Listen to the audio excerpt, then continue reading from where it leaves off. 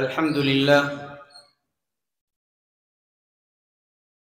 لله وكفى والصلاة والسلام على خاتم الأنبياء أما بعد فأعوذ بالله من الشيطان الرجيم بسم الله الرحمن الرحيم وعهدنا إلى إبراهيم وإسماعيل أن طهر بيتي للطائفين والعاكفين والركع السجود صدق الله وصدق رسوله النبي الكريم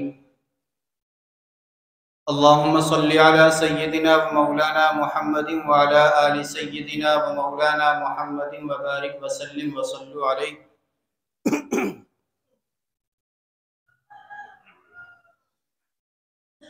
مجھ سے قبل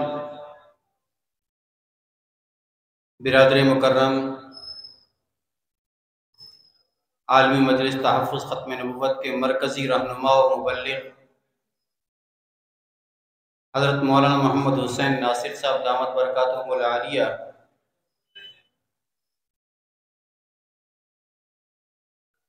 ختم نبوت اور محبت رسول صلی اللہ تعالی علیہ وسلم کے حوالے سے مفصل گفتگو فرما چکے ہیں۔ انہی کی گفتگو کے اندر ایک بات درود شریف کی آئی تھی، اسی درود پاک کے حوالے سے بات ذہن میں آئی کہ ایک دفعہ امام اعظم ابو حنیفہ رحمۃ اللہ علیہ، جن کی وجہ سے آج ہم سب حنفی کہلاتے ہیں،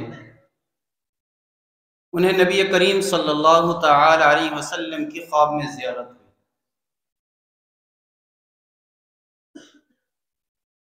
جب خواب میں زیارت ہوئی تو آپ صلی اللہ علیہ وسلم نے فرمایا، اے ابو حنیفہ، تم نے یہ مسئلہ بیان کیا ہے کہ نماز میں جو شخص مجھ پر درود پڑھے اس کی وجہ سے تم اس پر سجدہ سہو واجب کر دیتے ہو۔ 4 رکعت والی نماز ہے، 3 رکعت والی نماز ہے فرض، دوسری رکعت میں بیٹھے قعدے میں التحیات پڑھنے کے بعد اگر اللہم صلی علی محمد وعلی آل محمد پڑھا، تم کہتے ہو اس پر سجدہ سہو واجب ہو گیا۔ درود مجھ پر پڑھا ہے اور آپ کہتے ہو غلطی ہو گئی، درود کو غلطی قرار دیتے ہو۔ اللہ اکبر۔ تو امام اعظم ابو حنیفہ رحمۃ اللہ علیہ نے عرض کیا، یا رسول اللہ صلی اللہ تعالی علیہ وسلم، سجدہ سہو کے لیے جو میں نے کہا ہے وہ اس وجہ سے کہ اس آدمی نے غافل ہو کر درود پڑھا ہے۔ درود پاک غفلت سے نہیں پڑھا جاتا، اس نے غافل ہو کر پڑھا ہے، بھولے سے پڑھا ہے، تو غافل ہونے کی وجہ سے اسے سزا ملی کہ سجدہ سہو کرے، نہ کہ درود پاک پڑھنے کی وجہ سے۔ نبی کریم صلی اللہ تعالی علیہ وسلم کی محبت صحابہ اکرام رضوان اللہ تعالی علیہم اجمعین کے اندر تو کوٹ کوٹ کے بھری ہوئی تھی کہ مشرکین مکہ نے انتہا درجے کا زور لگا لیا کہ نبی کریم صلی اللہ تعالی علیہ وسلم کی محبت صحابہ کے دلوں سے نکال دیں، لیکن جس نے ایک دفعہ کلمہ پڑھ لیا وہ پھر کبھی آپ سے دور نہ ہوا۔ صحابہ کرام رضوان اللہ تعالی علیہم اجمعین کے بعد میں کہا کرتا ہوں کہ سب سے بڑے عاشق رسول امام مالک رحمۃ اللہ علیہ،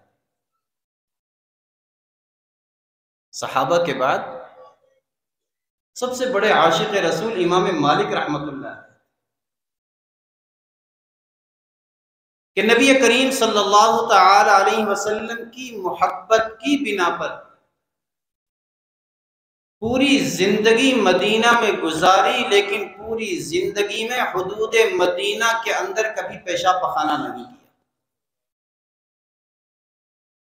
جب حاجت ہوتی حدود مدینہ سے باہر جاتے تھے اور پھر آتے تھے، اور مدینہ سے باہر نہیں نکلتے تھے اس بنا پر کہیں ایسا نہ ہو کہ میں مدینہ سے باہر جاؤں اور مجھے موت آ جائے۔ یہ مدینہ سے محبت تھی۔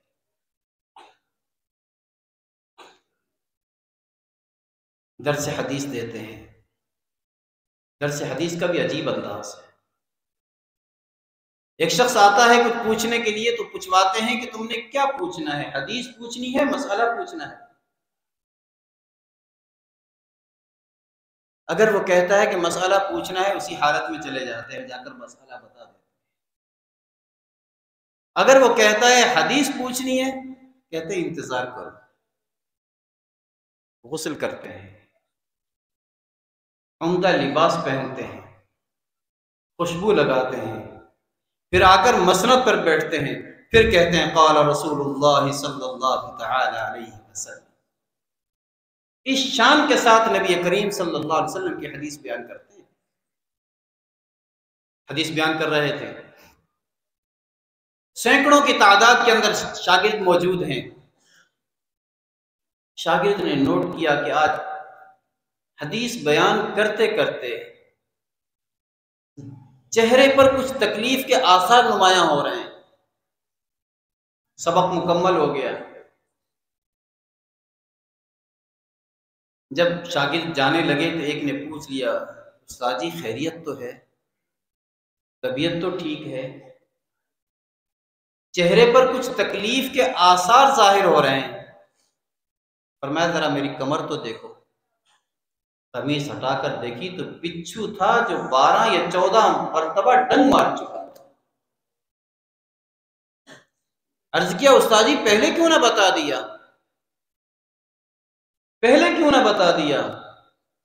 فرمایا مجھے حیا آئی، مجھے حیا آئی کہ نبی کریم صلی اللہ تعالی علیہ وسلم کی حدیث کو اپنی تکلیف کی وجہ سے چھوڑا۔ ایک ان کا حال دیکھیں اور ان کی زندگی اور ان کی حالت کو دیکھتے ہوئے ذرا اپنی زندگی کا موازنہ کریں کہ ہماری کیا حالت ہے۔ امام اعظم ابو حنیفہ رحمۃ اللہ علیہ حج پہ تشریف لے گئے اور حج کے بعد مدینہ منورہ تشریف لے گئے۔ 6 دن مدینہ میں قیام فرمایا۔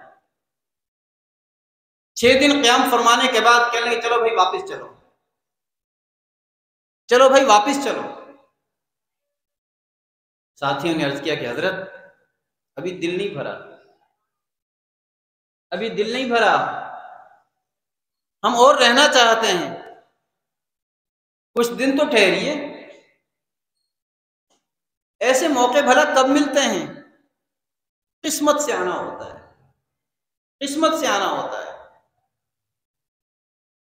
امام اعظم ابو حنیفہ رحمۃ اللہ علیہ فرمانے لگے بھائی جس دن سے میں یہاں آیا ہوں میں نے پیشاب نہیں کیا، اور اب میرے اندر استطاعت نہیں ہے،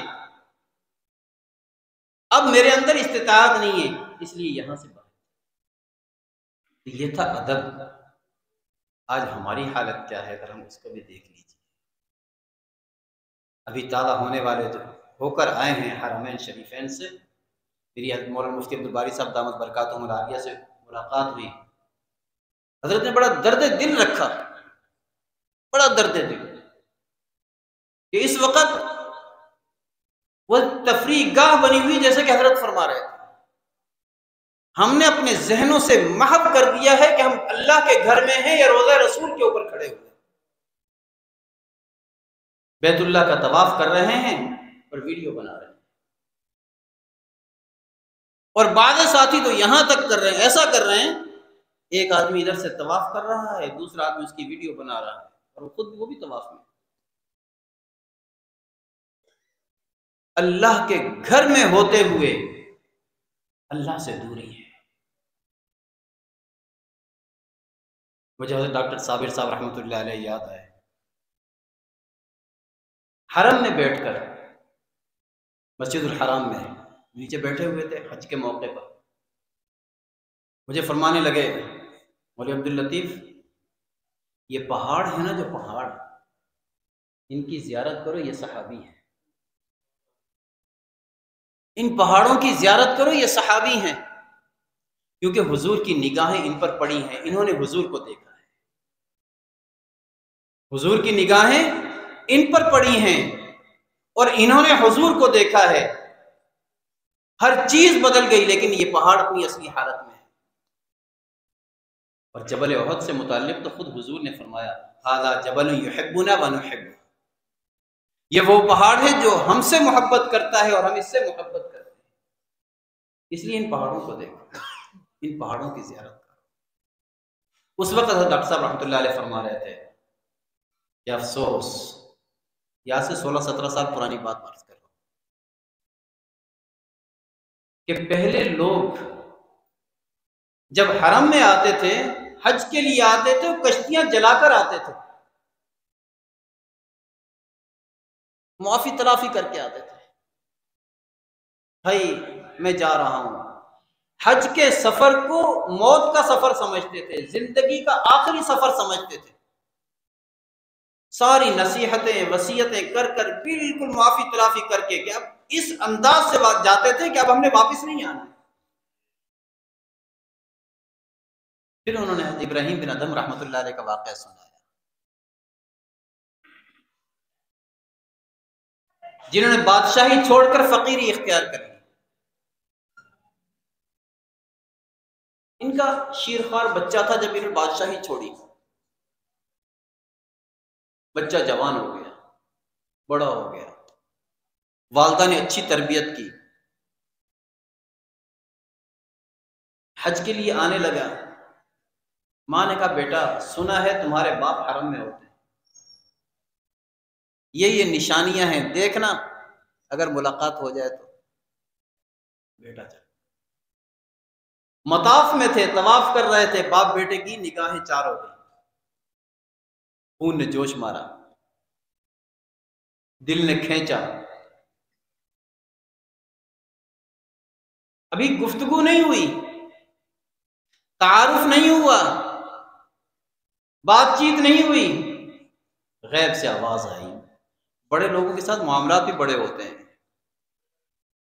غیب سے آواز آئی، ابراہیم اس دل کے اندر یا میری محبت ہوگی یا غیر کی محبت ہوگی،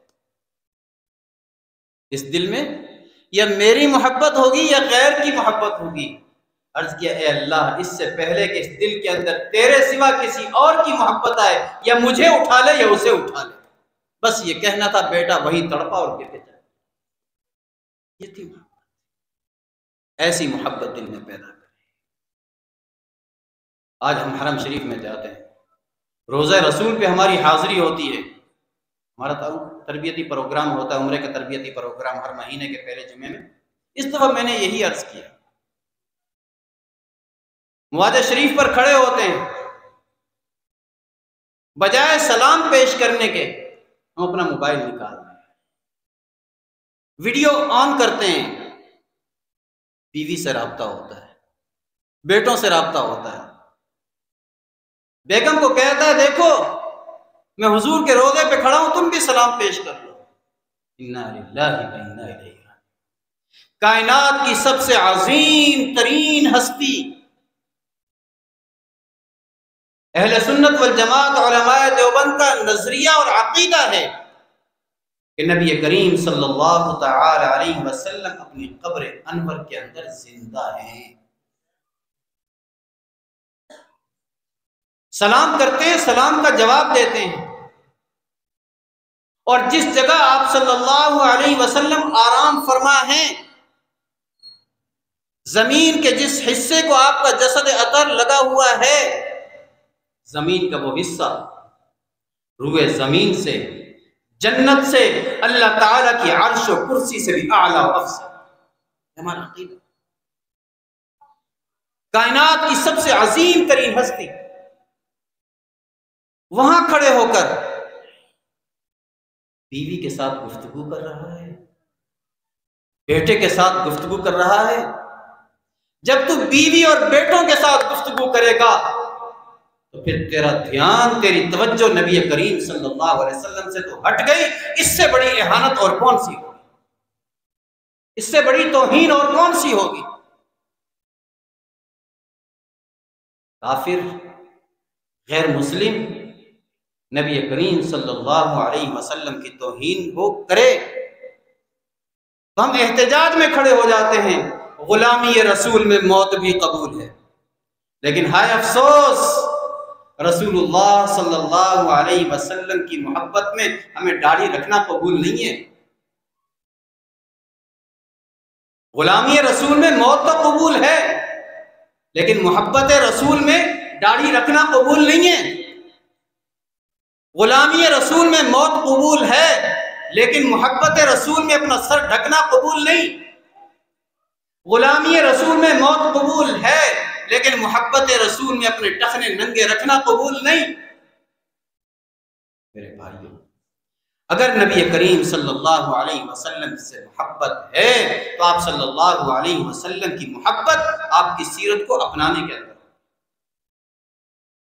اگر سیرت کو نہیں اپنائیں گے، یاد رکھیے محبت میں ہم کمزور ہیں. پھر حضور علیہ السلام کس منہ سے ہم کہتے ہیں کہ حضور علیہ السلام ہماری شفاعت کریں گے؟ کرتے ہیں شفاعت والے کام تو کریں. ہاں نبی کریم صلی اللہ علیہ وسلم، اللہ تعالیٰ فرماتے ہیں وقال الرسول یا رب ان قوم اتخذوا هذا القرآن مہجورا. کل قیامت کے دن نبی کریم صلی اللہ علیہ وسلم فریادی ہوں گے اللہ تعالیٰ کی بارگاہ میں، اے میرے رب، یہ میری وہ قوم ہے جس نے قرآن چھوڑ دیا.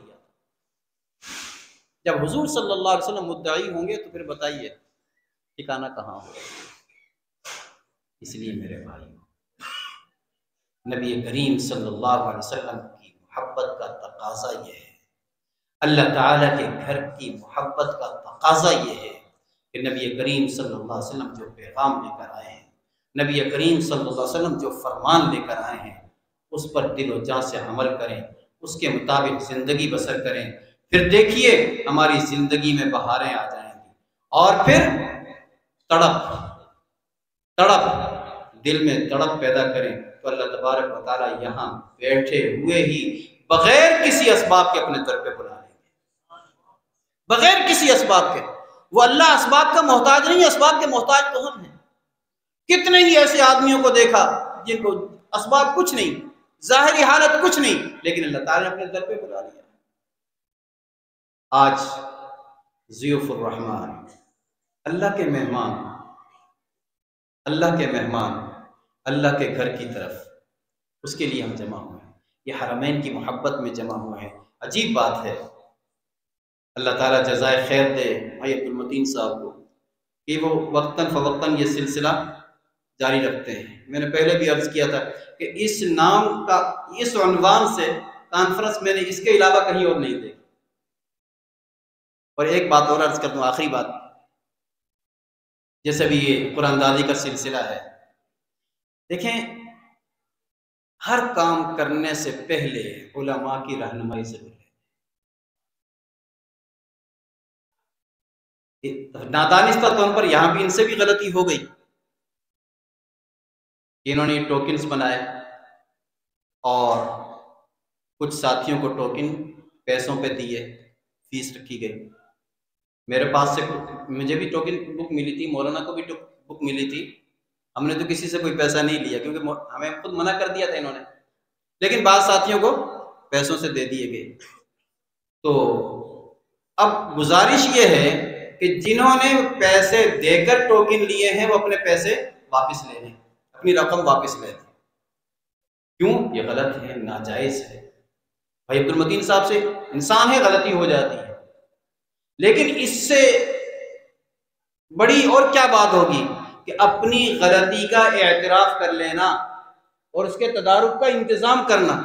نبی کریم صلی اللہ علیہ وسلم نے فرمایا التائب من الذنب کمن لا ذنب لہ، گناہ کے بعد توبہ کرنے والا ایسا ہے جیسے گناہ ہوا ہی نہیں ہے. لہذا جن حضرات نے ٹوکن پیسوں سے خریدے ہیں وہ اپنے پیسے واپس لیں اور اس کے بعد ٹوکن جو ہے اس میں ڈبے میں ڈالیں گے تاکہ قرآن اندازی کے وقت ان کا ٹوکن جو ہے شامل ہو جائے. اور اسی سے یہ بات بھی ہمیں سمجھ میں آتی ہے کہ ہر کام کرنے سے پہلے کرنے کے بعد نہیں. بعض ساتھی اس لیے نہیں پوچھتے کسی سے کہ یار اگر پوچھیں گے، اگر انہوں نے منع کر دیا تو پھر ہمیں رکنا پڑے گا، اس لیے پوچھتے ہی نہیں. یاد رکھیے نہ پوچھنا بھی گناہ ہے، نہ پوچھنا بھی گناہ ہے. اس لیے کام کرنے سے پہلے پوچھ لیں تاکہ ہمارا کام صحیح ہو اور ہمیں صحیح رہنمائی مل جائے. اللہ تبارک و تعالی ہمیں نبی کریم صلی اللہ علیہ وسلم کی سچی محبت عطا فرمائے اور آپ صلی اللہ علیہ وسلم کے اسوہ حسنہ کے مطابق زندگی بسر کرنے کی توفیق عطا فرمائے. باخر دعوانا الحمدللہ.